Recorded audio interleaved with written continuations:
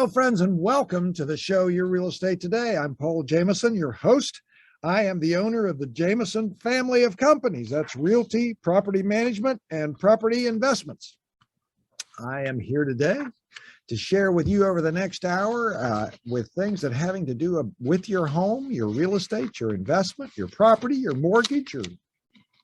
We're going to go after it, and we're going to talk about those things together. So happy Saturday. Glad you're with us. Again, this is the show, Your Real Estate Today. If you are a first-time listener, welcome. We're glad you're with us, and we hope you enjoy the information from the show today. If you're a long-time listener, hello, welcome back. Glad you're with us and excited to be spending another Saturday with you. Now, every week, I do the same thing. I talk about what I learned, and every week seems to be a big learning experience as it relates to the real estate market. It's never anything small. I'm here with TJ, our producer, and I tell you, TJ, and you can nod your head if you wish, or you can verbalize if you wish, but every week you hear me come in here and you got to be thinking someday he's going to regurgitate something in a good way, something that he's already talked about before, or he just forgot he talked about it and he's talking about it again. Oh, you're good. I'm good? Yeah. Okay. All right. I'm good. All right. Okay. No worries. Okay. You trimmed your beard, man. You're less Duck Dynasty today. I'm going to be all mustache. He's going mustache soon. All right. Well, I just grew a beard, so I'm back into the Harryville again, the November beard time. All right. So what did I learn this week? You can take an empty room, and have it virtually staged. And in order to do full disclosure, what one of my agents, Don, did was he showed the empty room after he showed the virtually staged room. So he said, this room is virtually staged. Here is the room empty. This room is virtually staged. Here is the room empty. And then he took laminated and took photographs, printed out the pictures, laminated them. And when you went to the showing, he posted the virtually staged photograph in the room. So you could see which room was which room on the internet, as well as the other. Now, at the agent, and at least at our firm, we cover that expense. If your client is on a budget and can't afford to have the home staged, or, they need to work with the existing furniture that they have, you kind of need a blank room to do this, or an empty room to do this. So it takes a little bit of shenanigans to get it.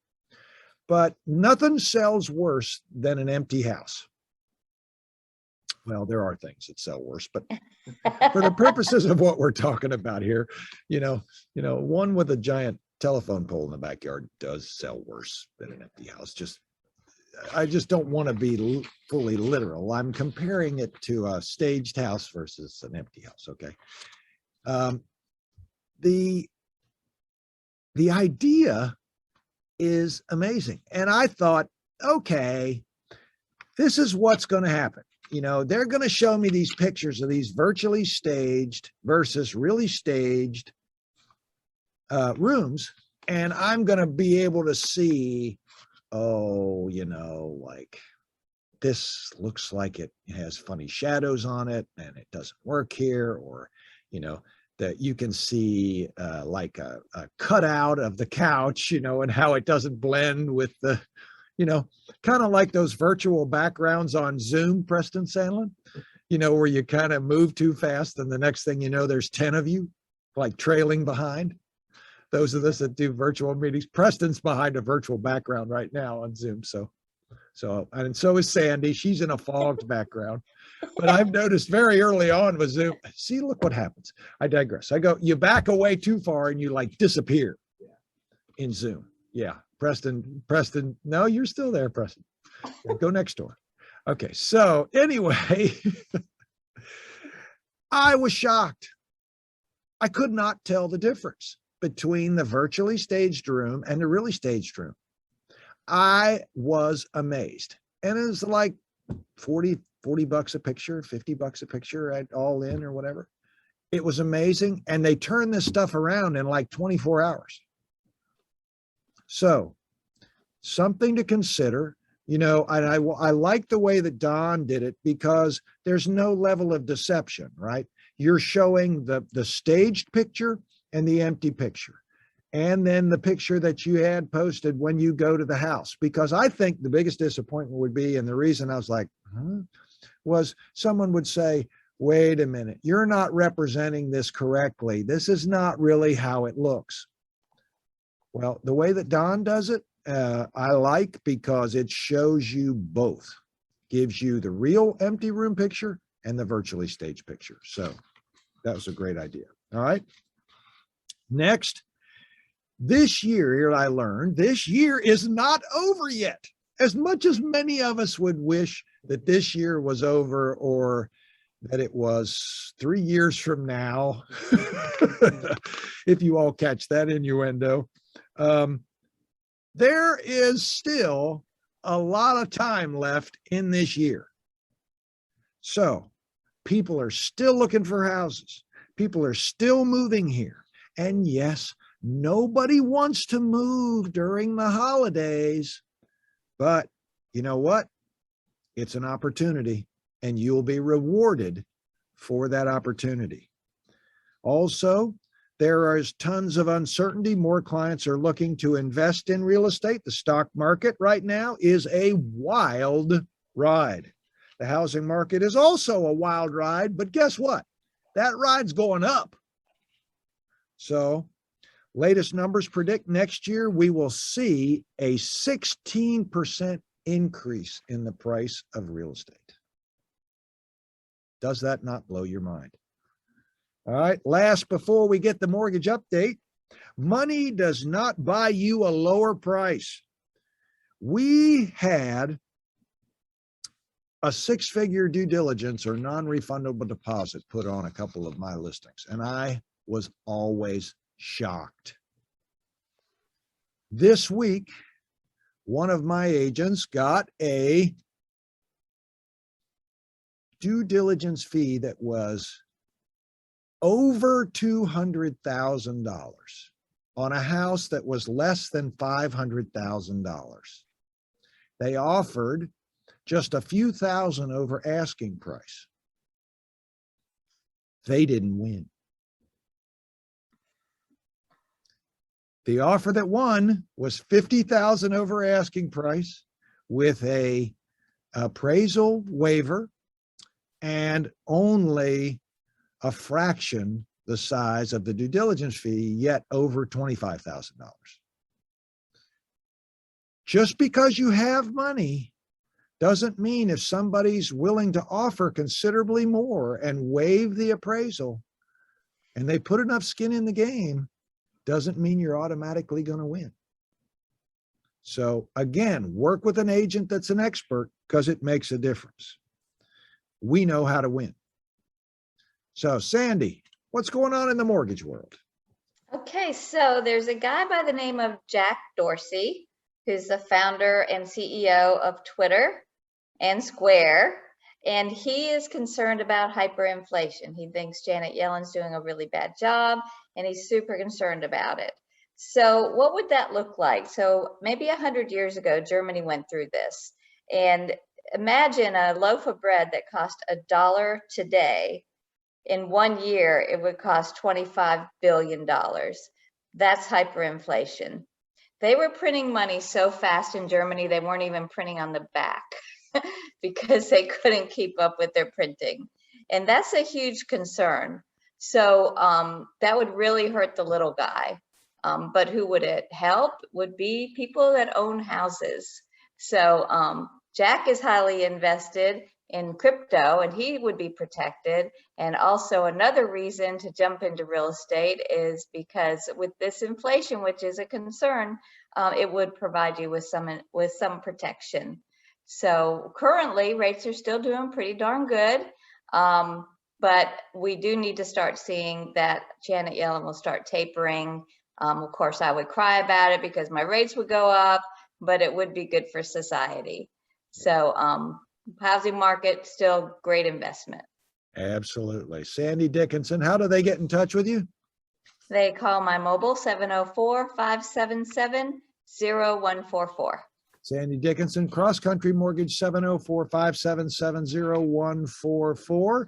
We've got more to come. Preston Sandlin with Home Inspection Carolina will be here, and we're going to talk about dogs today and the effect on real estate. Much more to come. The Show Your Real Estate Today. We'll be back on News Talk 1110 99.3 WBT. Welcome back to the 50s show. Your Real Estate Today. Wolfman Jack. Chuck Berry and and Paul Jameson and Preston Sandlin. So and TJ. So we are here today to talk about real estate. If you're just tuning in, hello and welcome. This is the Show Your Real Estate Today. I'm Paul Jameson, owner of the Jameson Companies, Realty, Property Management, Property Investments, here with Preston Sandlin from Home Inspection Carolina. Hey, Preston. Hey, Paul. Thanks to be here. Thanks for letting me be here. All right. Well, folks, mark your calendar. November the 6th. November the 6th at Stumptown Park in beautiful downtown Matthews will be my one big event of the year, which is called Positively Matthews. We are going to the dogs. We've got vendors, we've got music, we've got a beer garden, coffee, 10 to 3. Bring your dog. It's the only time of the year you're allowed to bring a dog into that park. And I think a couple years ago, we had a couple thousand dogs and about 4,000 folks that came by. We've got lots going on, lots of activities. It is a fun day in the park, and it is a blast. What's that date again? Doing that with the town. What's that date again, Paul? It is November the 6th, Saturday, 10 to 3. Awesome. Excited about it. So, interesting statistic, Preston, that 48.4, almost 50% of the households in the United States have pets. So, in our business, we got to deal with it. Do we not? So, one of the things I thought about with you today, we got some things to go through. We're going to talk about the walk and talk, right? Yep. And what else are we talking about? Solar today. We're going to talk about pets and their impact on our businesses and about the real estate business and the inspection business. So let's talk about solar and let's talk about the walk and talk first. Okay. But in the final segment or close to the final segment, let's loop around to some doggy business. So we'll go to the dogs at the end. Is that what you're saying? We're going to take it. We're going to take it to the dogs and cats at the end. We're equal opportunity show tankers here. Yeah, not always, but hey, yeah, we'll take dogs or cats. But I didn't say that out loud. But anyway. So Preston, let's talk about solar. What's the deal with solar? Is that, I mean, I know it's coming and I know it's an important part of where things are moving. How does it play into the home inspection? Yeah, absolutely. Well, we just had our inspector meeting this morning. We were talking about it just because you've probably seen the billboards. You've probably seen the ads. What's happened, Paul, over time, the systems have gotten better. It's like technology, it's gotten better and better and less expensive. For the longest time, solar was cost prohibitive. And what I mean by that, the cost to install it, there was like a 5-year, break even point, and people don't know if they're going to be living there in 5 years, but the panels are getting better. The cost is coming down, and the fact that you can own your own power, sell some of that power back to the power company, it's mighty appealing. And obviously politics are playing into it a little bit too. People like to own their own power. But I can break it down. It's actually pretty simple. Do you want me to kind of just tell you the parts of it real quick? Yeah, lay it out there for us. Sure. Well, it's made up of solar panels, which are these monocrystalline or polycrystalline silicon. And basically, when the sunlight hits it, it just separates it to negative and positive direct current. So that has to go into an inverter to to invert the, DC is like what you have in a battery, direct current. It's got to invert it to AC, alternating current, which is what we have in our house. So from there, it switches it to AC, and then it takes it to a meter that you have. And from there, you can use it in your house, but the excess power can be stored in a battery that you have. You see Tesla getting into this game, and a lot of other people, multiple, people getting into that. And the batteries used to be very expensive, but they're coming down. Or you can sell it back to the power grid. Now, anybody who converts to solar, I'll tell you now, you're not going to completely power your house with solar at all. I mean, there's just not enough sunlight here. Maybe if you lived in Ecuador or somewhere like that, you might be able to do that.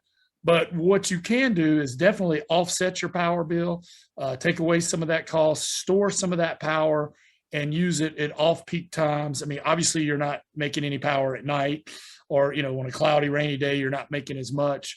But, on a really sunny July day, you're making a lot of power, so you probably more than you need, and you can sell that power back to the power company again, or, store it into batteries, or both, and then use the battery on cloudy days or at night or something like that. So it's really interesting. The biggest problem we're seeing from an inspection standpoint is the installation. It's a simple system, but there's a lot of people getting into it because there's a lot of money in it right now. And whenever there's a lot of money into something, it's kind of like the storm chasing roof repair guys. Just make sure that if you're interested in solar, that you check out the people that you're getting to install it, get recommendations, read the reviews, that sort of thing. But if you get the proper person to install it, they do a good job. I'm all for it. I love it. I think it's a great system. Yeah. What's interesting from a real estate perspective too, Preston, for many, many years, HOAs have been the block to being able to install solar on your home. Right. That's not the case anymore. Yeah. And the people, they can tell you too, the orientation of your house. Obviously, if your rear or side roof has a southern orientation, that's very helpful. I still don't think people want to put solar on the front of their house. But yeah, you're right about that. And I think, with this, a lot of energy conservation and recycle, I think they're easing off of that. If not, there's peer pressure on them to do it. Well, there's legal pressure. Yeah. And that's the interesting thing about this is now it's becoming more of a legal issue that HOAs don't have the right to dictate those kinds of things anymore. So you're right. But what I also am seeing, I saw a small article the other day, didn't go too far into it, but now some of the solar panels actually even look like roof shingles. I mean, they're getting where they can camouflage these things kind of to look like they belong as a part of the house almost. Yeah. They've got some that look like roof shingles. I mean, look exactly like it, where I'm pretty interested in it. I mean, I'm probably going to make that jump at some point, but it's still in the phase where, the technology, I'm waiting for it to level out a little bit. I don't want to be the guy with the VHS or beta tape, but it's getting there. It's getting there. Well, I need a new roof in about 5 years, according to your inspector. All right. I think that's when I'll look at it as an option for me, to do that. And, in the remaining 30 seconds or so that we have this segment, you guys do inspect for that, right? Yeah, we absolutely do. And, inspect for the installation, any abrasions on the panels, and any bad connections. But like I said, they're pretty simple as long as they were installed correctly. All right. So when we come back, we're going to talk about the walk and talk, which is a service that we utilize for home inspections. And then we're going to jump into the animal portion of our show. So stay with us. The Show Your Real Estate today. We've got lots to come. Happy Saturday. We'll be right back. News Talk 1110 99.3 WBT. Howdy. Welcome back to Show Your Real Estate today. Happy Saturday, friends. We're glad you're with us. I'm here with Preston Sandlin with Home Inspection Carolina. I'm Paul Jameson, your host, owner of the Jameson Real Estate Company, property management company, and in property investment company. If you're interested in buying or selling or investing in real estate, we would love to talk to you. We've been around a long time, been at it a long time, spending Saturdays with you. And Preston has been with me probably, I guess, since close to the beginning. Preston, every other Long month? time, Yeah, long at least time. 10 years, if not more, of the 13 or 14 I've been at it. So glad to have Preston with us. And these days, I don't know if you were listening in the first segment. When you make an offer on a piece of property, there's what's called a due diligence fee. That due diligence fee is paid directly to the seller. If you are the buyer, you're giving them a non-refundable deposit to take the house off the market and do your, air quote, due diligence. Due diligence means home inspection. It means appraisal. It means whatever the terms and conditions are in the contract. You're making sure that you are going to move forward and purchase that home. And one way to win is to put forth a large non-refundable deposit to get the attention of the seller.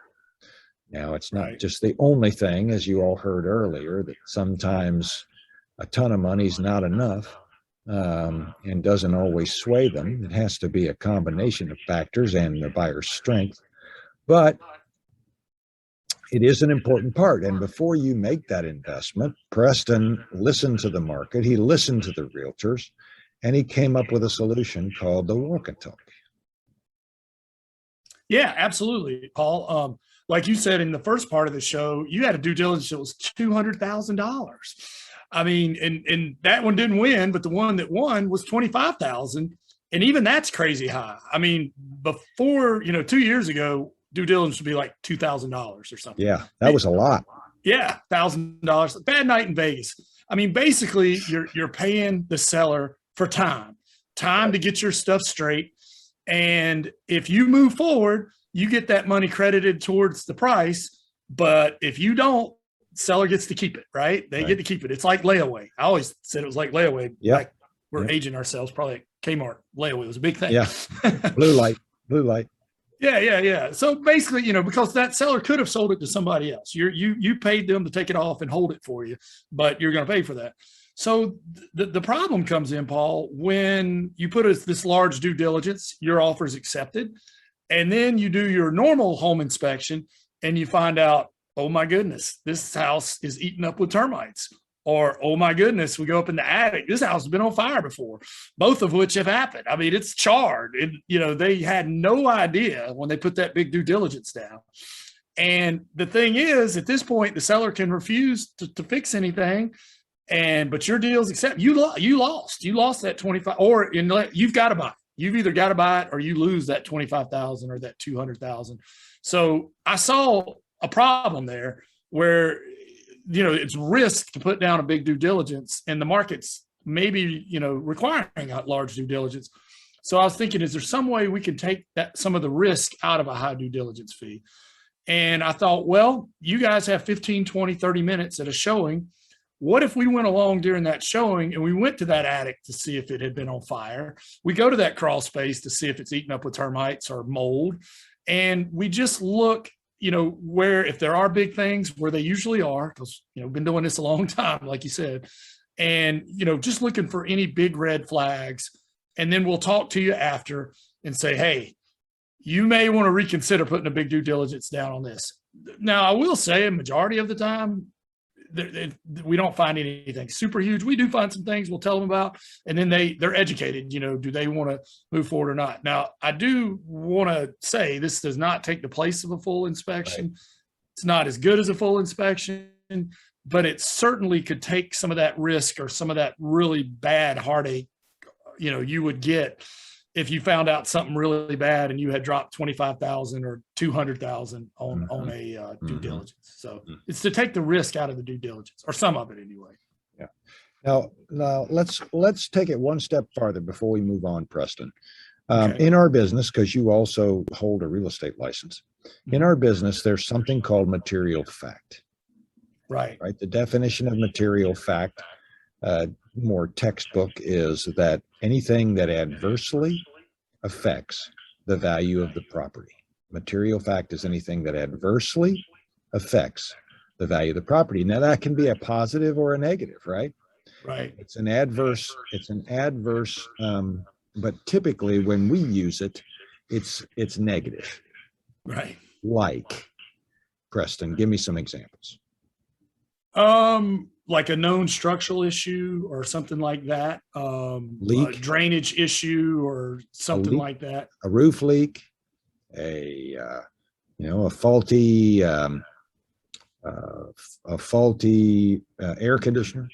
Right. Or a flood, floodplain, or, that at some point it had an insurance claim because, hit by lightning or, the upstairs told, all kinds of stuff. I mean, that could adversely affect it, Right.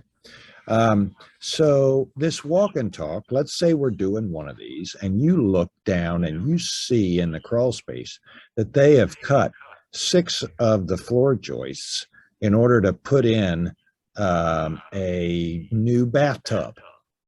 Right. Would you consider that to be a material fact, Preston? Yes, I would. Yes, I would. Very much so. Right.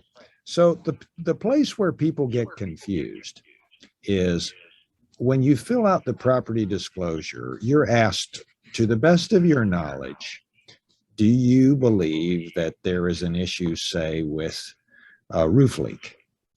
And you can either answer, yeah, and this is the day the house goes on the market. You can say, yes, I have knowledge we have a roof leak.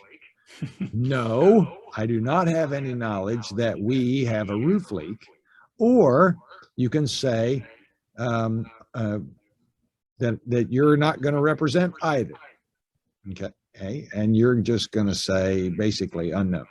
You're not known. And you're going to say, I'm not going to say whether there is or there isn't. A lot of times with rental properties, landlords will just say unknown for everything because they don't live there. Right, right. So if the seller knows, they should tell, but they don't always. Correct.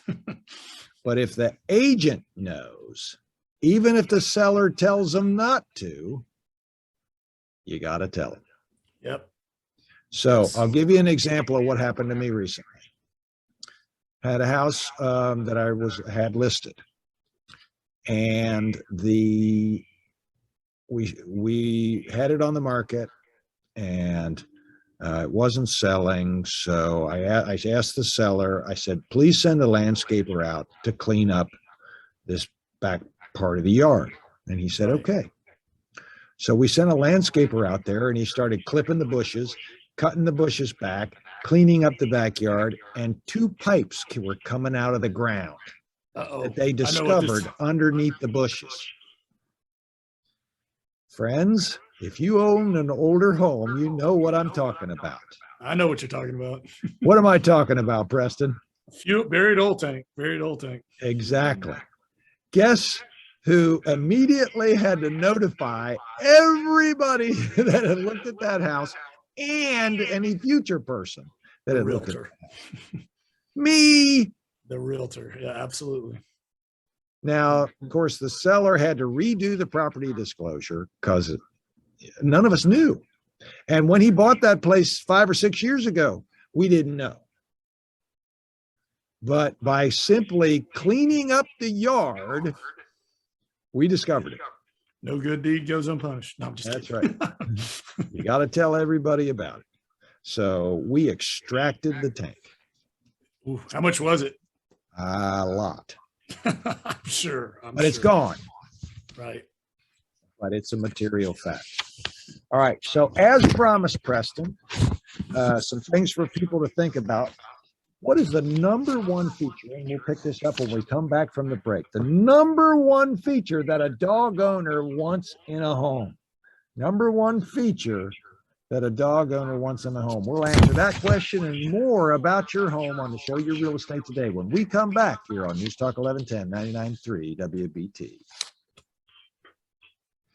Welcome back, friends. The show Your Real Estate Today. Paul Jameson here, your host, spending Saturday with you. Glad you're with us.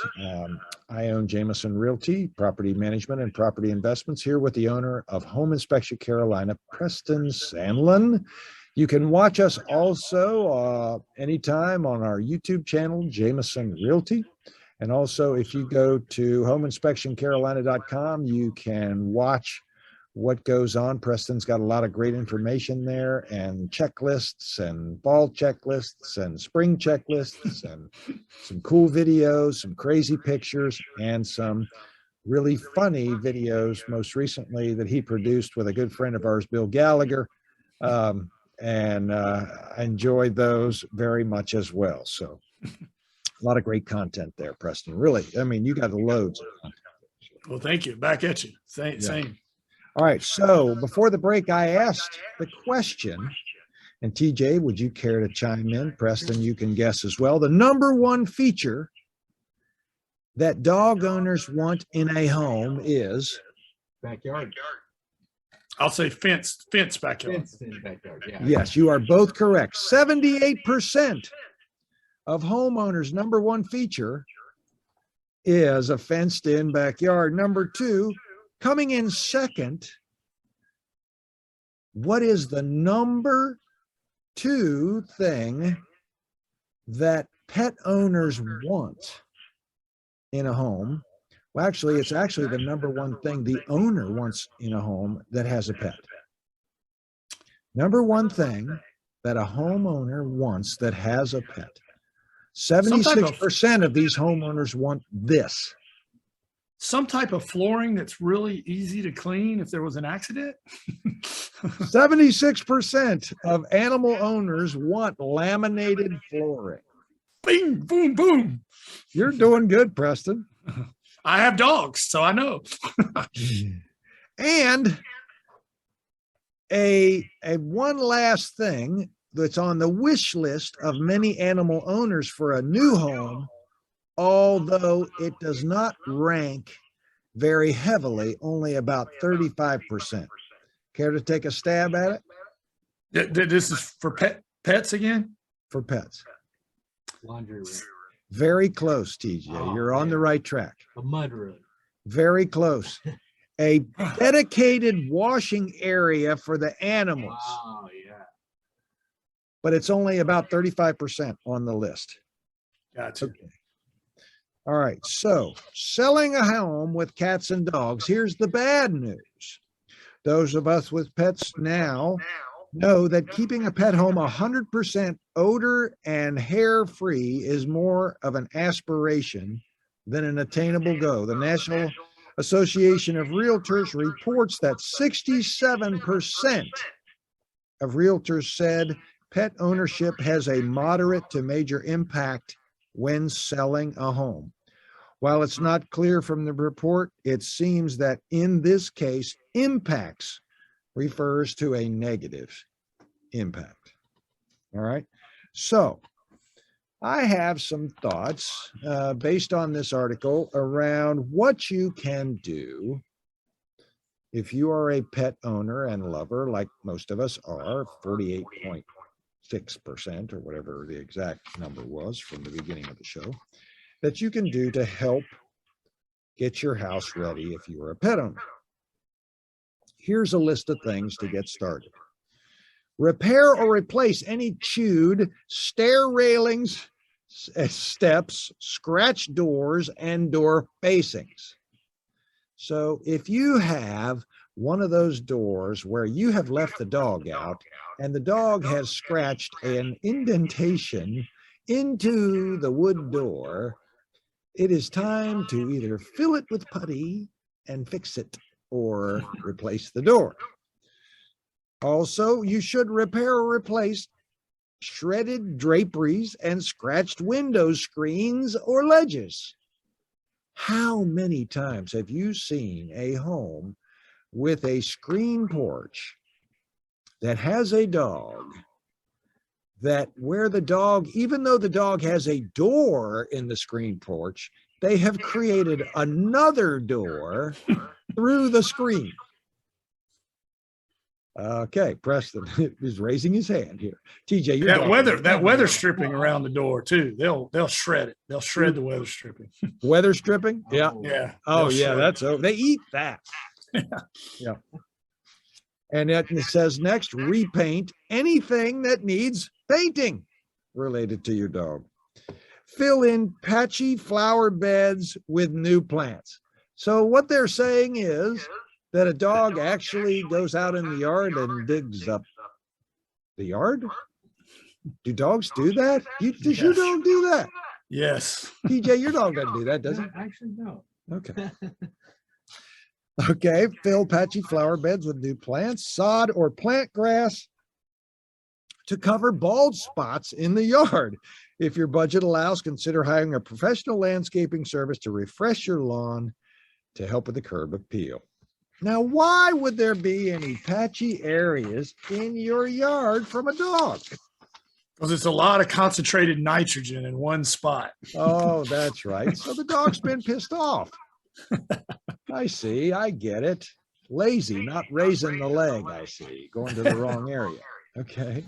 Next- Nitrogen's actually good for the lawn, but not in such high concentrations. Okay. So have your house professionally clean. So standard advice for getting your home ready for sale, but it's especially important if you have a pet living in your home. Take your pet out during the home showings. Now, this is where we get to have some fun, Preston. And the inspection. Take them out there. Yeah, we're going to talk about that too. So, I have had a few incidences where, people leave their pet during the showing. And in these instances, one of the hard things about being in our business is now we're not just managing our clients, we're managing your pet that I We don't don't know your pet. We don't know. That's right. And if it's a cat, I am highly allergic to that dude.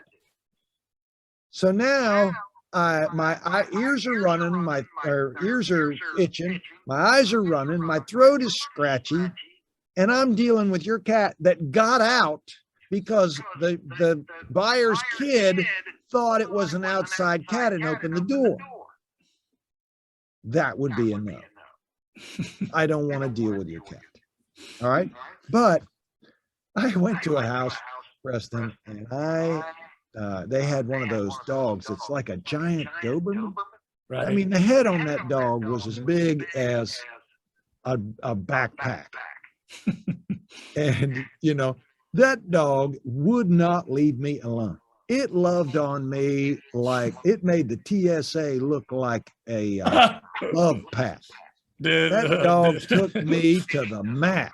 It liked you, Paul. And every time the owner would turn its head, it would go places no one's ever gone before. I'm little telling piece of advice there. you. So finally, the owner wouldn't do anything. And finally, I just reached down and I said, enough. And the dog went over in the corner and laid down. But I do not want, I had to get my clothes dry cleaned. It was terrible. But when I left, I did agree to meet the dog in the backyard and smoke a cigarette. I did do that. So it was like the snot on the Christmas vacation. All over. And the second You felt one, like Clark. that's right. And the second one I'll be brief on, where the cat obviously had a problem, and it vomited little Christmas tree vomits all over the floor. They were like they look like miniature Christmas trees all over. It's one pile of vomit after the other. So anyway, we didn't buy that house. Right. All right. So you had something in an inspection real quick. Yeah, I've had a cat follow me up in the attic, and I spent like 25 minutes. Cats are very curious, and I spent 25 minutes trying to get that cat. I've also, dog got out, spent half an hour trying to catch the dog. It's crazy. I love dogs and cats, but put them up when you're doing the inspection or the show. Yeah. If somebody wants to call you, Preston, how do they do it?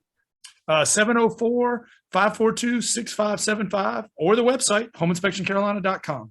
We'd love to talk to you. A is 704-846-DONE, 846-3663. You're on the web at myjamesonhomes.com. Buyers, sellers, investors, or homes that need management, we're here for you. Thanks for spending Saturday. God bless. We'll talk to you next week. The Show Your Real Estate Today here on News Talk 1110 99.3 WBT. Take care.